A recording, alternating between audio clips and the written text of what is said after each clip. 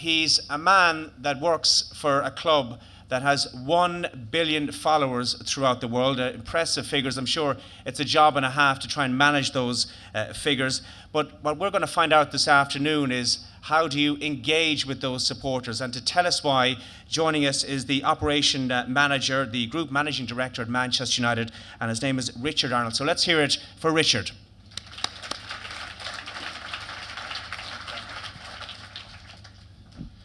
Okay, well, good to see you all here today. My mum always told me if I didn't stop clowning around at school, I'd end up in the circus, and here I am. So, as Darren said, I'm the Group Managing Director of Manchester United. The bits that Louis van Gaal doesn't look after, I do. So, our fans, our media, our sponsorship. And I'm here today to talk to you about Manchester United, its media channels, and then how we use those to engage with our fans. It's something I can talk for hours about, so I think I might get a crook part way through, but I'll try and stick to the timelines so that you get all the stuff through. Into Sheringham, and Solskjaer has won it! It's a momentous night for Manchester United.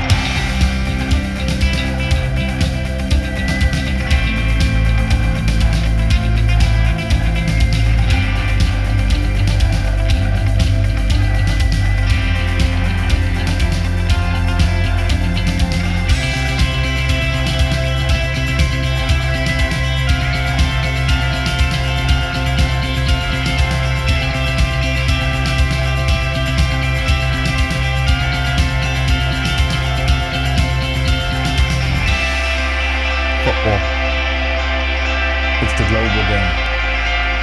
Manchester United is the #1 club. Join us.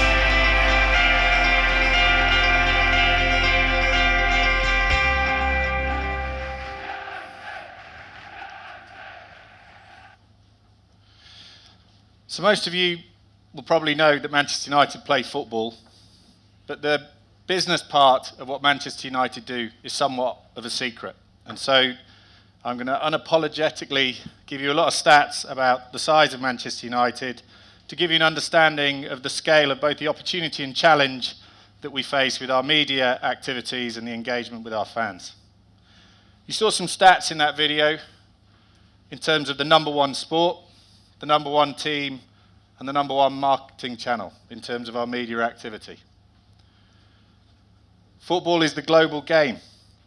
1 billion followers worldwide. There are more members of FIFA than there are of the United Nations, and it truly is the world's game. Within that, Manchester United is the most supported club in the world, and there's a lot of rivalry on the pitch. This last weekend, one of the most viewed games of the year in terms of our game against Manchester City, but off the pitch, we have a huge following, and you'll see how that translates. And that's unparalleled, not just in sport, but in almost any other field of life. 659 million followers around the world. When you think what that means, that's like 2 Americas, where everybody in the country follows Manchester United. You'll hear about some of the social stats later on, but to put that in context, the new Pope was announced the same day that Sir Alex announced his retirement, and we trended #1 on Twitter. So we have a huge following, a huge passionate base behind that, and we'll go through how that translates in terms of our engagement activity. We're genuinely global. More than half of our fan base are based over in Asia, and we're very, very heavily supported in emerging markets around the world. In terms of our digital media channels, we're directly in touch with 120 million fans. 60 million of those via Facebook, and we'll come on to the engagement stats. We're engaging with 35 million of that 60 every month. 38 million that we're in touch with some of the old gits like me via email, mobile, etc., with a comparatively small overlap. And then we've got nascent social media channels, which I'll go through the history of those in terms of how we're using those. But direct digital media engagement is at the core of what we do, and it's at the core of everything that's important to Manchester United off the pitch going forward. As I said previously, a bit of a timeline. Some of the font on this is small, but I'll call out the key things. Facebook, that was our test bed. As you can imagine, for us going into a digital media environment where not only can we communicate outwards, but you can get feedback from fans, was something that we were very cautious and careful about. Those of you from the beginning will remember the experiences that some of the world's global brands have with fans taking over their Facebook pages, etc. So it was very much a crawl, walk, run approach for us in terms of our engagement with social media. Starting in 2010 with the number one and fastest growing Facebook site, and I'll come back to what that means later on. We gave that a good 2 or 3 years of bedding down. There was a lot of learning to do in terms of the lessons that I'll come on to later on in terms of engagement. And then after about 2.5 years of operation, we then moved into the other channels, confident that we had both the content and engagement mechanisms, as well as the monitoring activity that allowed us to do it safely without causing offence.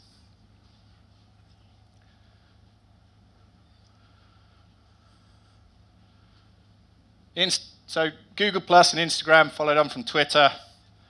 But then the most important development for us was then moving into non-Western channels. So Facebook, Twitter, Instagram, Google Plus, all operate in English as their primary language, all operate in a Western business environment. The big next step for us was then engaging through Sina Weibo and Tencent Weibo in China. And to put that in context, we have 110 million fans in China alone.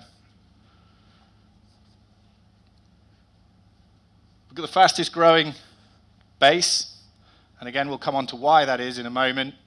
And we were voted by Mailman Red Card, and I won't do the Chinese translation of that, but that's the most important area in terms of coverage for the quality of the work that we're doing in terms of our digital media platform in China. TV audiences. And again, most people in this room will have seen at some stage Manchester United on TV. Our games are broadcast on 80% of the world's television. And we attract a global TV audience of 3.5 billion viewers a year. We're the biggest TV show in the world. We've got 2 hours live TV every week in 80% of the world's homes. What's that got to do with engaging our fans? Well, the key trend in that is around the digital media and how people behave. If you'd have seen this same statistic even 5 years ago, those right-hand two boxes, which are digital streaming and digital highlights, would have been statistically insignificant. Now, 25% of the consumption is online in a direct-to-consumer environment where both the broadcaster and ourselves can communicate with those fans. So 800 million viewers a year using online mechanisms. In terms of our own channels, we have our own TV channel around the world, broadcast both traditional satellite and cable, but also online in over 100 million homes worldwide in 89 countries.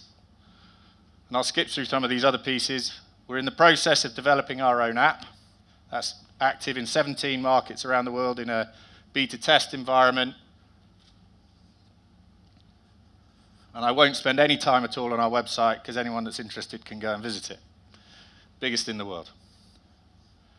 So what does all of that mean? Well, it's a big pond in terms of our fan engagement that we operate in. How do we translate that into engagement? 243 countries in the world where we're getting fans engaging with us. 264 tweets a minute, 400,000 a day about or to Manchester United. And 12 million posts that our fans are generating a month. So very heavily active. But it's what we say that's very important for us. And this is the multiplier effect. Every hour there are 200 mainstream media news articles about Manchester United. For every piece of information we generate, 160 articles are written about it. And then about 14,000 people will generate tweets about every article or post that we generate. which is an incredible multiplier effect in terms of how we communicate outwards. With Bono speaking, I'm slightly embarrassed because I said across every major media mechanism in terms of video, audio, photo and artwork and editorial and text, we don't have our own band and we don't do music, so we're a bit of the way there. But across the rest, we're a pretty all-encompassing media content generator. But the most important piece in all of this is how we translate that into engagement. We've got this huge audience, this huge body of fans around the world, and fan engagement underpins everything we do. It drives sponsorship integration, which, again, huge source of funds for us, content distribution, that database expansion of the 40 million people we're in touch with ourselves over and above our social media platforms, and product sales. 5 strategies that are pivotal to what we do in terms of that engagement. First is localization, and I'll go through in a little bit of detail in terms of language. Whilst English is the most common business language, in terms of engaging with 659 million people in over 200 countries, you do need to speak the local language. And that generates a huge need for us in terms of generating our content, be that posts, videos, articles, with local language. But also, next most importantly, what's culturally appropriate. The way you say things varies by language fairly significantly. So we don't just translate, we have local language journalists and content generators around the world. In terms of the content, you need to give fans a reason to come back to us. For those 200 news articles around the world, those are being generated by some of the biggest media outlets in the world, and we need to make sure that the content that we generate, whilst there are some things we can't do, speculate about our players or gossip, we have to make sure that the things that we can do, be complete, be honest, be authoritative, are such that they keep the fans coming back to us as their media channel of choice. Last 2, the device. It has to be optimized to be on the go. Again, there's a lot of discussion around long format, live rights, the big screen. For us, in terms of engaging with our fans, whilst we're on live TV 2 hours a week in 80% of the world's homes, the rest of the week it's very important with fans to be able to engage constantly wherever they are. And so we're a mobile-first media organisation. Everything we do is aimed at consumable chunks of content that engage with the fans as they move around on the go.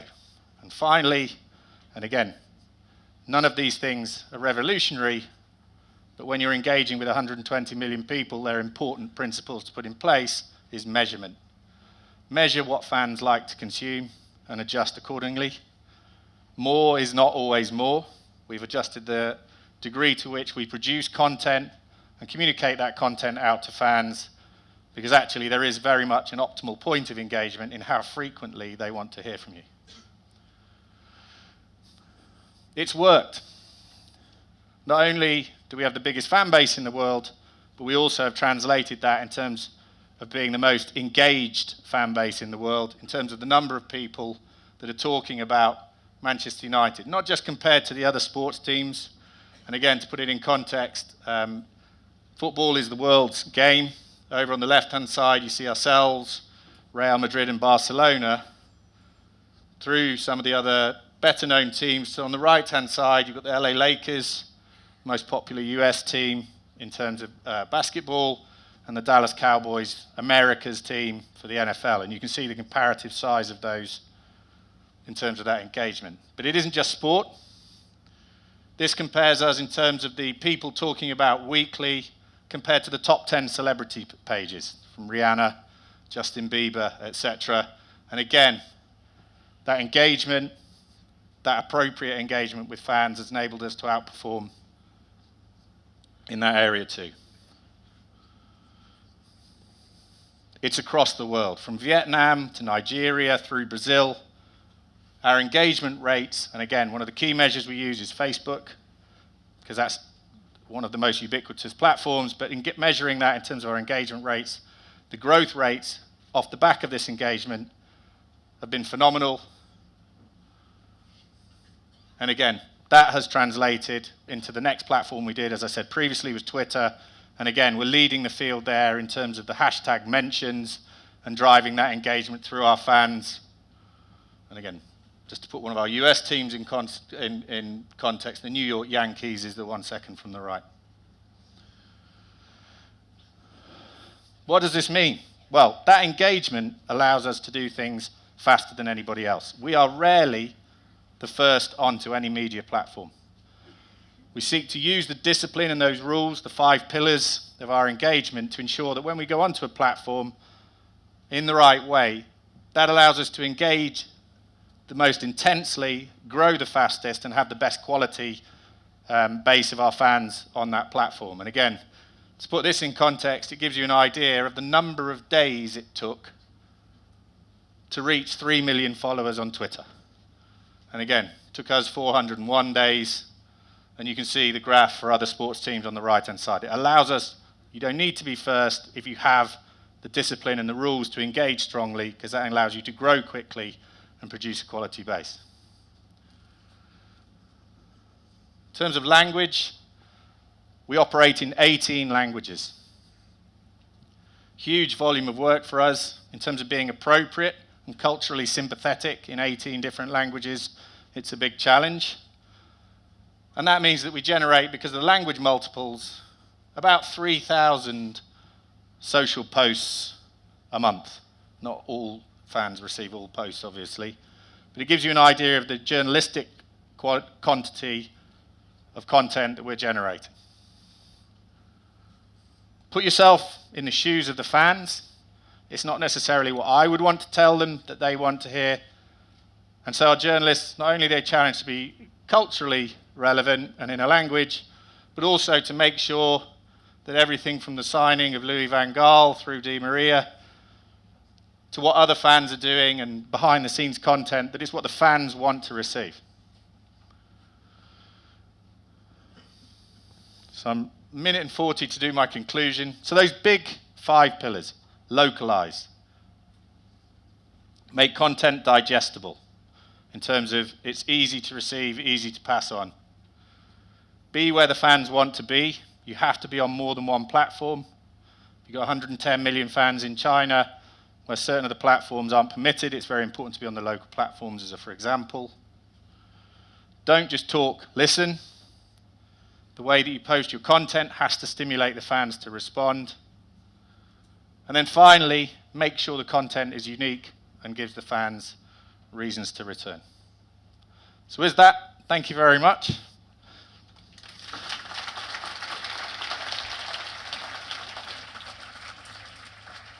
Richard, would you mind if I ask you just a quick question or two? We still have a minute. No problem. And I'm just wondering, there's a lot of Manchester United fans in this country, and I'm just wondering, how important is it for the team to continue to perform on the field, just in relation to keeping those numbers high?